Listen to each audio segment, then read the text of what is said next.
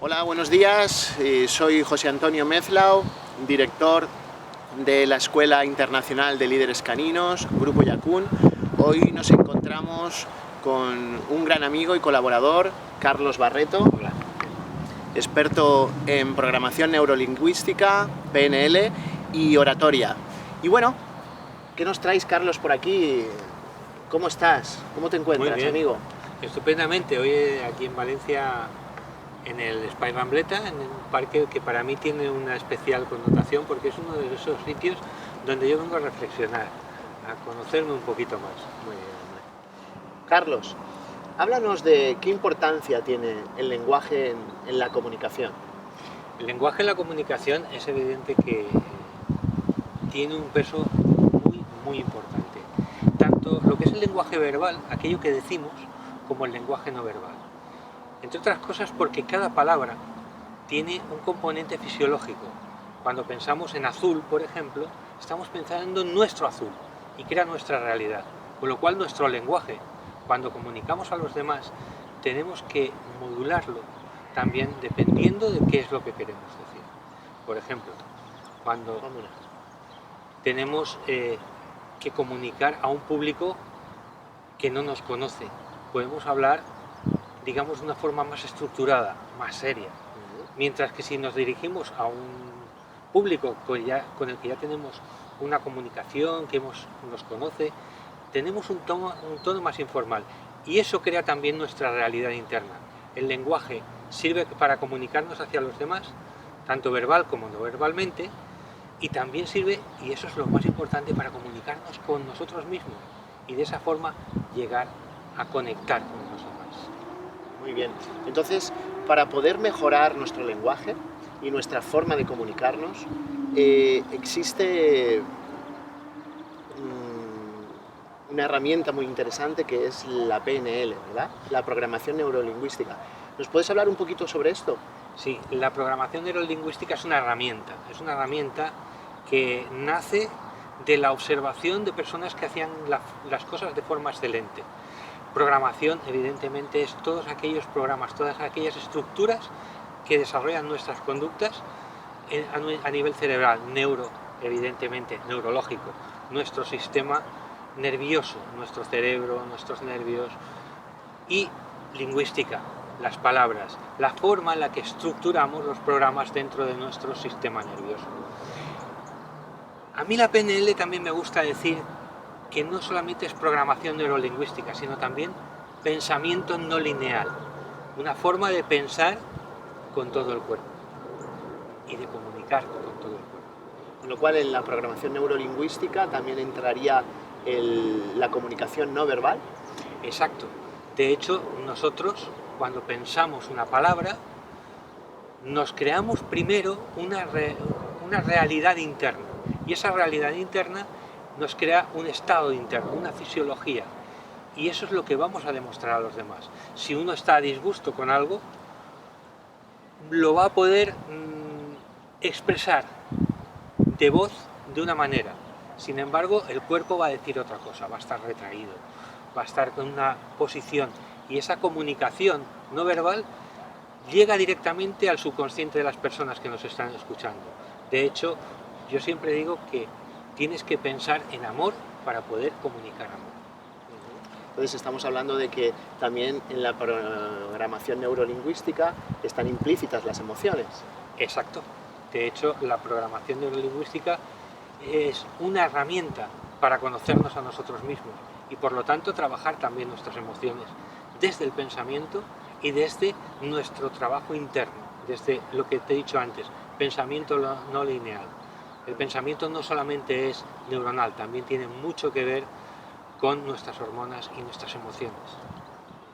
Entonces, Carlos, ¿qué efecto producen en la persona estas creencias? Las creencias son el mapa de cómo interpretamos la realidad. En él hay una premisa, el mapa no es el territorio, la realidad es la que es y nosotros le interpretamos la realidad. Y las creencias son filtros que ponemos sobre esa realidad. Yo siempre pongo un ejemplo que me encanta. cuando éramos pequeñitos todos creíamos en los Reyes Magos.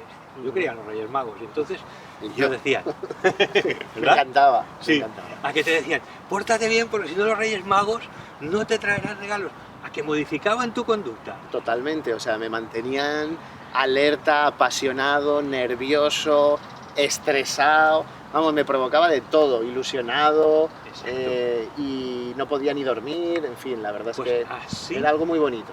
así modifican las creencias nuestra realidad. Nuestras creencias sobre cómo tienen que ser las cosas modifican también nuestras conductas.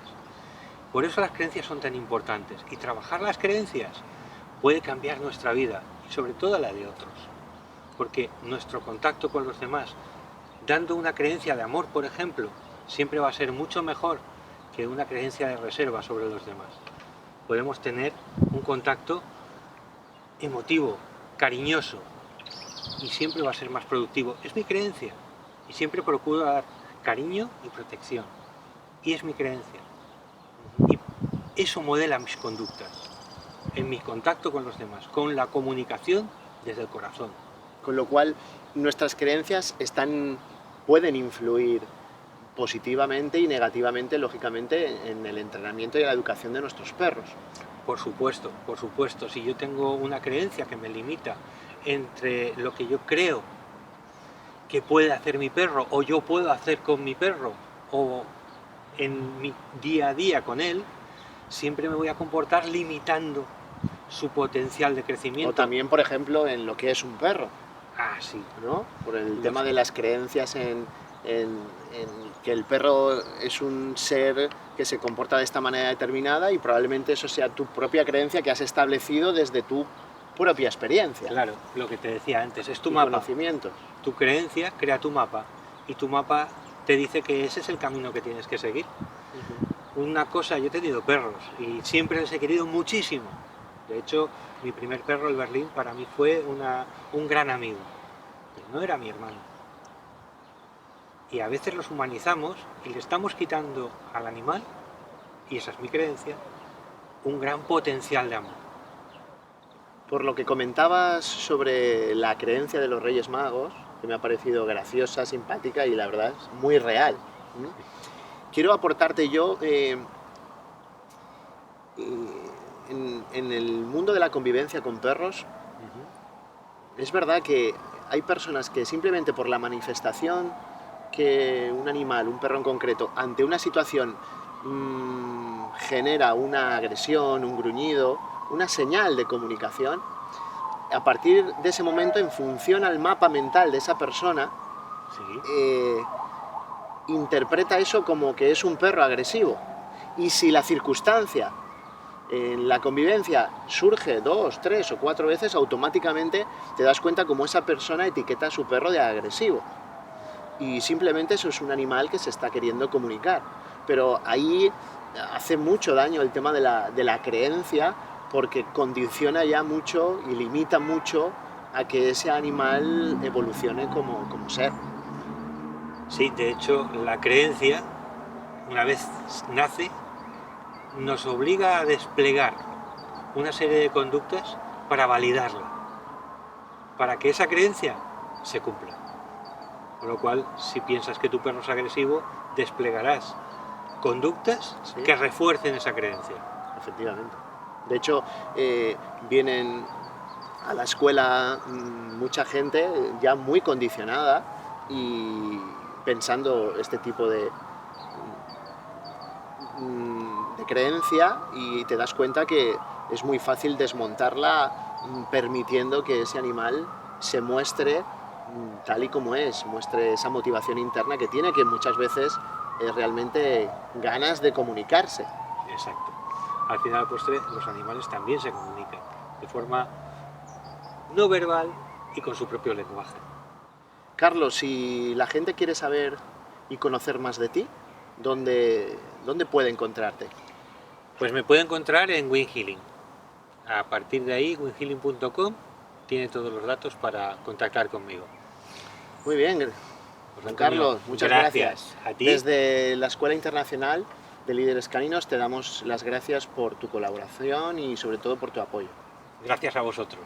Estáis haciendo un trabajo genial.